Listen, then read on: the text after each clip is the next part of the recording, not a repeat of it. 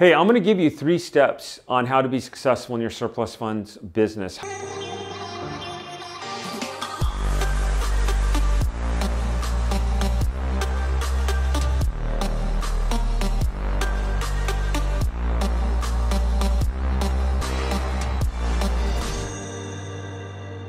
But do me a favor, before that, if you've not subscribed to my channel, go and click subscribe right now. Click the notification link. I give out freebies. I'd love for you to be one of my lucky winners. So step number 1 to success is meetings and attending meetings. And these could be real estate meetings. This could be online meetings. This could be meetups. This could be watching a YouTube video like you are right now on meetings. And you might say, well, how does this help me in my surplus funds business?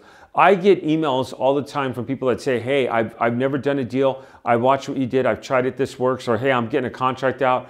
How would I do this? All the time I get people hitting me up for various questions and various marks. So meetings are definitely important. So I would say if you're going to jump on a webinar, when I get on a webinar and I'm doing a live webinar, I always believe in arriving early to the meeting. So if I announce to all my followers on YouTube, hey, I'm doing a webinar next week, or I'm doing a live session or live cold calling, I always appreciate it when I jump on and I have like 10 people on instantly, 15 people. And those are the people that I take seriously. Not that someone, I mean, maybe someone's coming home from work or something, I don't know, but you build up more of a relationship. And I know many times I've been on a Zoom call, I've been on a webinar, and I happen to be there a little bit early, and I get to interact with my audience, and I get asked questions. And it reminds me of what I used to do. When I used to go to meetups, and I still go to various meetups, and I go to events, I used to ask questions, especially on the speaker, like, what are you talking about tonight? And what are you doing? If they see you there early, they're going to say, wow, this is a serious person about learning and about applying the business. So my first one would be to arrive early. Get to know the people that you see being successful in this business. Anyone could get up and do a couple deals and get up and start their own YouTube channel, what have you. Get people that are successful, that you see posting deals, you see posting content, live calls, whatever it is, daily. Get to know that. Get to know your script and get familiar with it. And when you start making those calls, get to know your client. So actually 3 things with number 2 is you've got to get to know, and you've got to get to know everything, in fact, from the speaker to your contracts to your clients. And it's okay to start looking at clients and who you're going to call before you fully understand your contracts. But get to know your contracts, get familiar with them. And the last one, and I kind of hinted on this in the beginning, is to go ahead and be prompt. And what I mean is, when you're learning your contracts and you start speaking to clients, get things out immediately. So if you talk to somebody, and this last week I had a young man in my program, 18 or 19 years old. He got his very first deal. I did a whole video on it, and he immediately communicated with his client. He was prompt. He got the contracts out. He let his client know when the contracts went out. He is in the process of following up with this client about getting the contract signed. You are walking someone through a process that they didn't even know that they were doing. You're walking someone through a whole new world, and you're getting them to trust you, and it's a whole new opening that you're trying to do. So you have to be prompt in everything you do. You have to be ahead. And that's even when I talked earlier about the YouTube and about arriving early, if it's like a YouTube live event, or if you're doing a Zoom call, there's a training. And it's not just with surplus funds, it's with anything, because there are 4 methods that we teach on how to make money in surplus funds. And we have warriors. We call ourselves warriors. I'm very proud to be in the warrior community. And I see people killing it right now with bankruptcy funds. I see people killing it right now with state funds. I see people doing mortgage overages, and I see people doing tax overages. And everyone asks me, David, what is the best one for me to get involved in? And this is a bonus section, okay? So I've given my 3. Now I'm on the whole bonus section here on which one to be involved in. I don't know if I have an answer for you. I would say what suits you and go after that one. Let me elaborate on that. Okay, I like to do mortgage overages in Florida. It's very easy. I could do an assignment of interest, which means my corporation gets the full funds, and I do a contingency agreement, meaning that I have an agreement with my client, myself, and I show them that when I split the funds. So if I'm getting 30%, the overage is $20,000, I'd be getting $6,000, and I would cut them the check for the difference of $12,000. Okay, and that's pretty simple to do, but that is so simple to do, there's a lot of competition. However, not a lot of people work the complicated cases. So sometimes I work complicated ones in Florida. It just depends. And again, if I'm making $8,000 to $12,000 a month, that's anywhere from, what is that, like 80 plus another 16, 96,000 to 120 plus another 24, at 144. So it's anywhere from there. And that's just on one deal, one hard deal a month if you're working that, you know. So, and these happen, these paydays are out there. I've shown you before there's thousands of leads online of people that have not been paid. So that's for me. Now I have a guy in the program right now, and all you real estate people, I'm talking to you right here, bankruptcies. What he does is he buys the debt, okay? And this relates to real estate because if you're gonna buy a note on a property, and a lot of you know about buying notes, if you're in real estate, you've probably heard the term buying a note before. In fact, I have bought and sold, and I've made a lot of money buying notes in the past. I still buy some occasionally.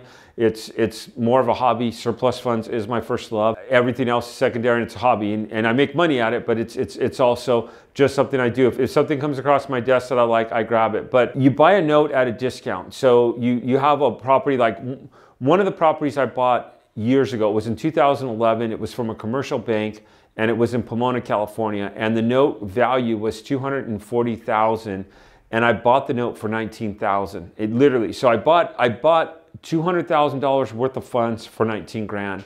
I turned around and I sold this. I sold it for a very lucrative amount of money. It was very nice, but I was in second position. I had to foreclose and take over the first. No one bought my property at the foreclosure, so I actually took title. And then what I did is I turned around and I sold the property, and I satisfied, Chase had the first, and I satisfied them. I didn't have an overage or anything. I do know about overage. In fact, I didn't even know overages existed then, okay? So that is called buying debt at a discount. I bought $200,000 worth of debt for $19,000. Sometimes when I have a guy in the program right now, and he's working this, great guy, he's doing anywhere from about $4,000 of bankruptcy debts, and there's hundreds of these. And he's going to the people, he's saying, hey, you're a creditor in a bankruptcy case, you have funds that you didn't know you had, I would like to get you paid, I would like to buy this from you, I'll give you $2 grand if you sign the $4,000 over to me. So the client takes the $4,000, signs it over to him, and he's getting $2,000 a week, that's $8,000 a month, and that's what he's making a nice job, just about under $100,000 a year. And this guy's like, he's into electronics and everything else. He's a pretty sophisticated guy, computer information system, and he really knows his stuff. And sometimes as a coach, I'm coaching these clients of mine, and it gets a little intimidating because, yeah, I taught high school math, and he's like, well, you know a lot of math, you know a lot about systems, and you're a professional, and absolutely, I mean, he's right about that, but it's like, you think about someone like that. And so I've asked him, like what makes you want to work surplus funds? And he said, well, I'm just really tired of my job and working under someone else. And this guy's scaling it. He's in our middle level program. He's worked with us on a few different things. Absolutely incredible. So you have someone doing that. Is there competition? Absolutely. But he's looking at one deal a week right now while he's now scaling. So he's going to be doing better than that. And he's very happy making $2 grand a week. And that is a good salary, especially in the part of the United States where he is. If you lived in Orange County, California, it wouldn't be a good salary. If you lived in LA, it wouldn't be a good salary. But where he's at, it's actually one of the higher end salaries. And he could be doing a lot better, and he's starting to. I have people that do mortgage overages. Mortgage overages are very challenging. Sometimes the money goes in the courts. Sometimes they go back to the trustee. The trustee is the one who does the foreclosure, usually hired by the banks. Sometimes they go back and they send a little tiny postcard to someone saying, you have funds from this property. Usually when your house at 123 Main Street goes up for foreclosure, you have no idea of knowing there's overage because you've moved, your mail is not being forwarded, there's a lot of embarrassment there, someone's lost their job, it's really a sad situation. So they have no idea there's leftover funds that they're going to get from this property. So yeah, and these are held in different places. So, and they have to go back to the client, they have to be turned back to the client, and people don't know they have these. Again, a lot of competitions, many places you need a lawyer, but there's some states, and all the rules are changing. There's one in particular I'm thinking of, but I don't want to say it because this was a couple years ago. But you could do the same thing. You could do an assignment of interest, and you could do a contingency agreement, have the funds assigned to you, give them a percentage, keep a percentage.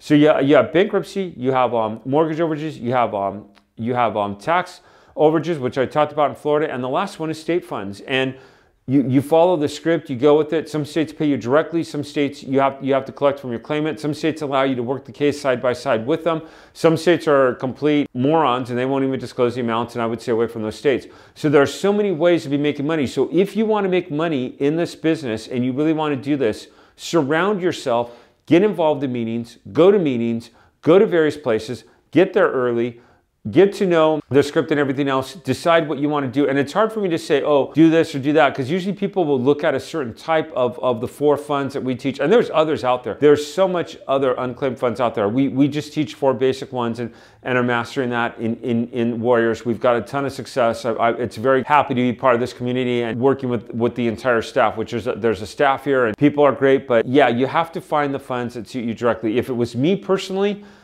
I like tax overages because they're so easy to collect. But I will say I have had people try to beat me after, like, I offer them something. I've had people call me back, well, John Smith just called me and he's offering me 20%, you're giving me 30. Can you beat that? And it depends how much the fund is. And sometimes, you know, if they've already signed, I'll try to talk them through it or something like that. And you get that, and you get that a little more with certain areas, you know, and it's sad that that happens, but it does happen.